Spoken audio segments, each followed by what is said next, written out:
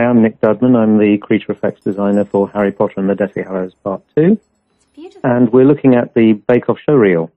And here we have Warwick Davis, Griphook, the goblin, which is a whole head multi-piece silicon appliance. He's got black lenses, teeth, nails. Poor guy is completely stitched up.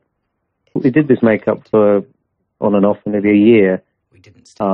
It's a complicated, heavy piece, punched eyebrows, punched hairline, so you can go close on it the whole time.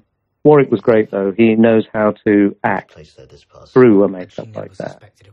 And it was really the template for all the other makeups that we did in terms of the goblins and everything, which we see a little bit later. And it was about 4 hours to do the makeup initially. We got it down. But, of course, everybody on the cast had makeup of some sort, even very human people like Dan and Emma. Their makeup degraded as they went through the picture, their trials and tribulations. So they picked up injuries and dirt and grime and blood. John Hurt here looking much more wrecked than when we saw him in previous Potter. Even he has hair work, sort of apart from the wig, the eyebrows. The straight makeup is all handled by Amanda Knight, and all the hair work, apart from the goblins, was handled by Lisa Tomlin. When we get to Gringotts Bank, you can see Rupert has been disguised just by putting a beard on him, and of course, Helena is being Bellatrix Lestrange, but played as Hermione because it's a disguise. And we have all the goblins here. The goblins, of course, were 40 prosthetic makeups with 20 background heads.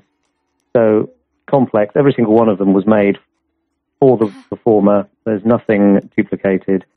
Every day, new set of pieces, all painted, eyebrows punched, wigs made bespoke for every single character. So it was a huge scene for us. And of course, you had Bellatrix in the middle, and even her, with the hair, the teeth, the makeup. I mean, everybody's covered in stuff here. So it was a very complex thing. 15 different nationalities of makeup artists over a period of about a week. We had lens technicians, teeth technicians, teams of people just to put gloves on the background goblins. So it was a complex procedure. And as I say, every single one was different. The aged goblin at the telling station was made up by Katie Frey, and the goblin who's just come on is Bogrod. He was made up by Paul Spiteri. Everybody did a fantastic job. And, of course, Griphook I did with Katie, which was a lovely thing to do. It's good to keep your hand in while you're doing all the paperwork as well. And Warwick was brilliant. He's a great performer. So that was all fun. And then we went back and trashed the set when the dragon came through it. So we were bringing back goblins all the time and making them up for inserts on the second unit. So, various people ended up doing several goblins. We also had prosthetic makeup on Kieran Hines as Aberforth Dumbledore here. He's playing Dumbledore's brother, so he has to look like Michael Gambon. So Mark Coulier, who did a fantastic job here, floated Michael Gambon's eye bags, nose shapes, all the salient details of his face onto Kieran's live cast, and we produced it as a flat gel makeup, and then Amanda Knight did the beard, and Lisa Tomlin did the wig. We shot the whole scene quite early in the shoot, and then the centre of it was changed, dialogue-wise, and so it was originally put on by Mark Coulier and Stephen Murphy, but when we went back and did this section in the middle, makeup was played by myself and Katie Frey. But Mark also did Voldemort, who we see here, Ray Fiennes, completely stitched up. He was very good to us. He shaved his head, which made life fantastically easy, apart from one pickup day where we had to put a ball cap on him. He's wearing gelatine eye blockers, and then he has these tattoos all over, and then the nose is removed digitally. We have the giants here, which are huge silicon heads on great big guys. Their bodies are actually that shape. It's all body makeup and dirt, and then the facial expression is put on afterwards digitally because the silicon's so thick, nothing else would read. And of course you've got Warwick Davis, who played Griphook, also playing Professor Flitwick in this sequence, running away from the giants across the bridge. So he's got a completely different prosthetic makeup on, a completely different wig, moustache, everything. And the idea was that you don't really twig it's the same guy. You here, Potter? And then, of course, you've got all the school kids. I mean, here we have Draco, and everybody within the battle had to start off in school pretty clean and then slowly degrade throughout the battle. And, of course, our three heroes have been degrading ever since the thing began. So everyone's picking up scars, injuries, all that kind of thing.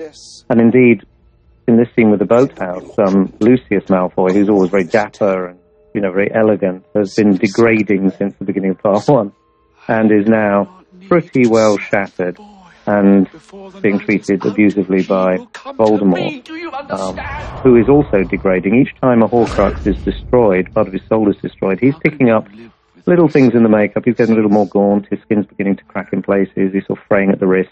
We had to do it quite subtly. So we didn't want it to start looking like the makeup was peeling, which is quite a, you know, difficult line to take. And of course, with Alan Rickman as Snape, who we see here, you know, doing the death scene was really quite poignant. And it led into the whole flashback sequence, where, of course, he's years younger. So that raised a whole series of issues for Amanda and Lisa. Alan, of course, you know, superb at what he does. So he managed to portray the flashback material really well.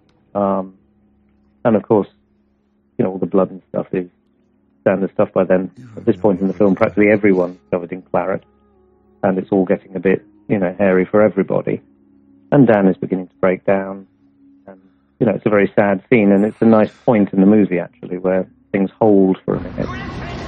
And in the flashback sequence, you know, you can see Maggie there, who's been sort of youthified a little, and the young kids, obviously, they're just chosen for their looks in terms of how they tie in with the older actors, and they work brilliantly. When you get to Alan himself, made young, and Dumbledore slightly younger, it's Amanda and Lisa. There's no prosthetic involvement.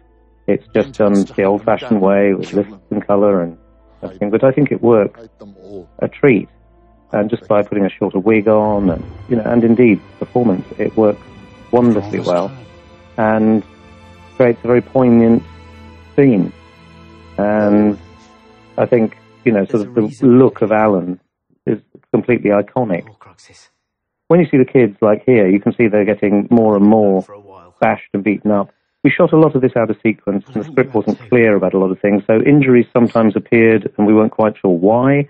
And then you found yourself shooting something that happened just afterwards, and the injury wasn't there because we shot that first. There was a fair bit of that, fair bit of juggling. That's up to you. At King's Cross, in the sort of dream sequence thing, you had Michael looking very angelic and in a really nice bright light, showing up Amanda's beard work. Amanda was trained by her father, who was a very, very good makeup artist, did a lot of hair work. So she knows how to do beautiful laid-on hair work. Here we can see Voldemort and the other cast. They're all looking pretty battered now, and the degrading of most of the cast is happening well. Rafe has now lost some Horcruxes, so he's looking pretty, beginning to fray. But again, Mark had to make sure it didn't look like the makeup was falling apart. And, you know, he did a wonderful job on the breakdown of Rafe. And who is covered in these tattoo pieces. You can see in the jump there that suddenly he's much more broken down. And if you look at Dan in the close-ups, he really is sort of at the end of his tether. And it really was that mucky and horrible on the set. And, you know, they just got absolutely covered. And that real dirt, real ground-in history dirt, works wonderfully, I think. You're making a fantasy movie. You want every component of the fantasy movie to seem real. And I think in this sequence we did do that. When you get to King's Cross at the end, 17 years later, this was a marathon for us, because we shot it once, and they had loads of prosthetics on and loads of things and costumes, and we decided we'd all gone that bit too far.